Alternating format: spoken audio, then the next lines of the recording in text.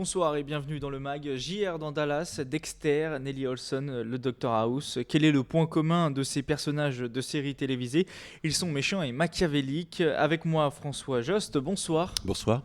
Vous êtes professeur des universités en sciences de l'information et de la communication et vous êtes l'auteur du livre Les nouveaux méchants quand les séries américaines font bouger les lignes du bien et du mal, paru chez Bayard. Qu'est-ce qu'un méchant? Première question, qu'est-ce qu'un méchant pour vous? Comment vous déterminez que tel ou tel héros dans une série TV est un méchant?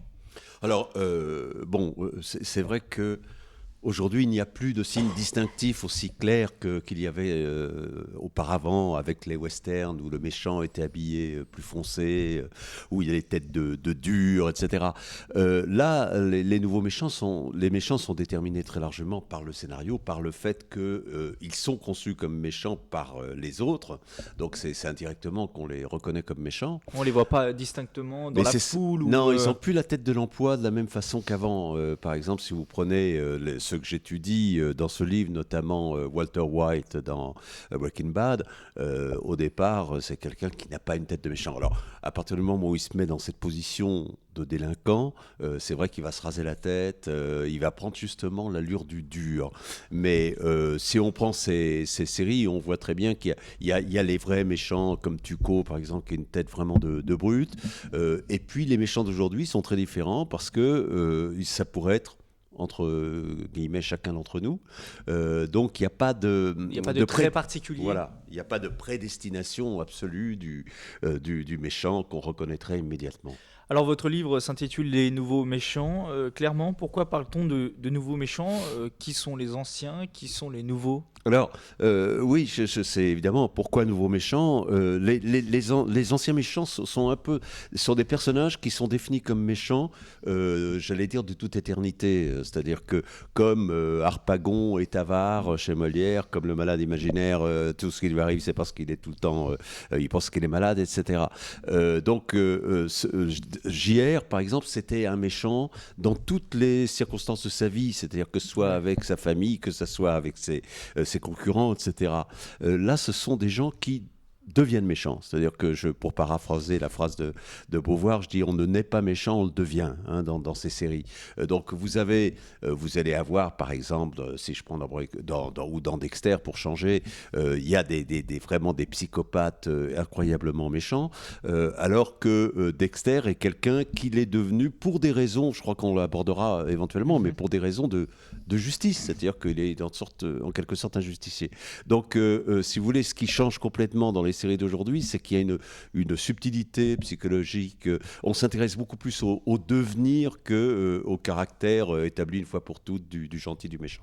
Alors ces méchants, on les déteste, ils nous fascinent, mais ils laissent rarement les téléspectateurs indifférents. Comment vous expliquez le fait que des séries avec des méchants aient autant de succès? Est-ce que ça fait remonter en nous des sentiments un peu noirs et puis un peu mauvais?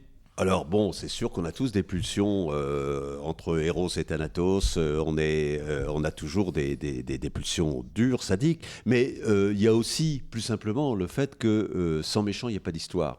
C'est-à-dire que, vous savez, je termine mon livre en disant cette phrase d'Hitchcock, meilleur est le méchant, meilleur est le scénario.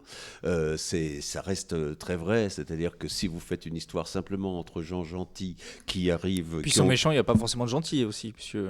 Pour se juger gentil, il faut avoir un méchant en comparaison. Oui, non, mais c'est pour ça. C'est toujours méchant par rapport à quelqu'un, effectivement. Mais s'il n'y avait pas cette opposition-là, si vous voulez, les histoires sont pas très intéressantes. C'est quelqu'un de très beau qui rencontre une femme qui est très belle et qui sont des enfants qui sont très beaux et qui gagnent beaucoup d'argent.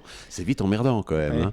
Ça va un temps, mais après... Si on prend l'exemple de Dexter, le personnage prenait du plaisir à liquider des tueurs, des violeurs et autres repris de justice passés entre les mailles du filet.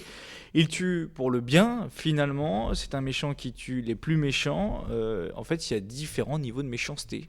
Oui, là, c'est un bon méchant, en fait. Oui, absolument. Non, mais c'est pour ça qu'il y a le sous-titre de mon livre est quand les séries américaines font bouger les lignes du bien et du mal, parce que précisément Dexter, En d'autres temps, on aurait même dit qu'il était bon.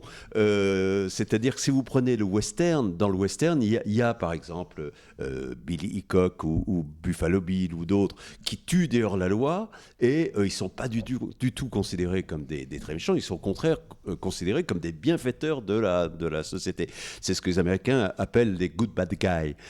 Et Dexter, alors c'est une personnalité extrêmement ambiguë dans la série, mais c'est vrai que son but, c'est essentiellement un but qui est pour la société. C'est pour ça que ça amène, et c'est une des choses que je développe dans ce livre, ça amène à déplacer notre morale, parce que nous sommes dans une morale, nous, essentiellement déontologique, c'est-à-dire qu'on pose, par exemple, tu ne tueras point au départ. Alors que les Américains sont plus dans une morale utilitariste, dans laquelle, si on laisse quelqu'un tuer des innocents partout et qu'on le laisse faire, finalement, le bien, c'est de l'arrêter. Et comme la justice ou la police n'en sont pas capables, finalement, il faut faire le travail soi-même. C'est ce que fait Dexter. Est-ce que ça veut dire aujourd'hui que tous les méchants, les nouveaux méchants, sont comme Dexter, ou alors il y a encore des méchants purs et durs qui sont vraiment que méchants? Non, il y a des méchants purs et durs. D'ailleurs, dans ces séries, vous avez au départ le frère de Dexter, qui est un vrai psychopathe, qui découpe des gens, qui veut même tuer sa sœur. Où vous avez, dans la 8e saison aussi, un autre qui veut tuer Charlotte Rampling, qui est sa mère. Donc, les méchants qui, notamment, tuent leur famille, alors ça, c'est les vrais méchants. Parce que pour les Américains, il n'y a pas de possibilité. Plus méchant que... voilà, il n'y a pas plus méchant que tuer sa famille. Donc, il y a des bien plus méchants. Dans Breaking Bad, il y a des suprémacistes qui se réclament du nazisme. Il y a Tuco, qui est un type absolument horrible, d'une brutalité totale. En fait, curieusement, quand on parle de ces nouveaux méchants, on parle de gens qui ne sont pas les plus méchants des séries. C'est-à-dire que Walt n'est pas le plus méchant par rapport à ce suprématiste ou par rapport à Tuco.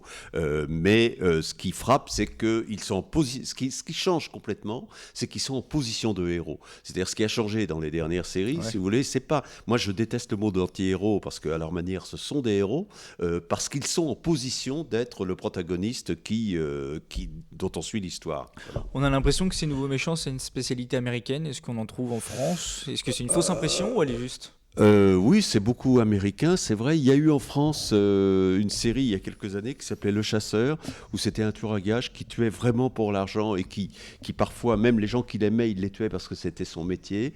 Ça n'a pas marché du tout, parce qu'il n'avait pas du tout de qualité humaine. La caractéristique de ces méchants des séries américaines, c'est qu'en plus, ils ont su écrire des personnages qui sont dotés de qualités... d'humour, d'amour aussi, c'est-à-dire Dexter, curieusement, qui est psychopathe au début, il finit par aimer la femme avec qui il est, et puis il aime son fils avant tout.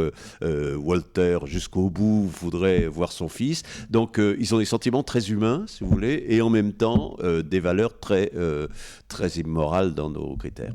Avant de se quitter, dites-nous quel est votre méchant préféré à vous?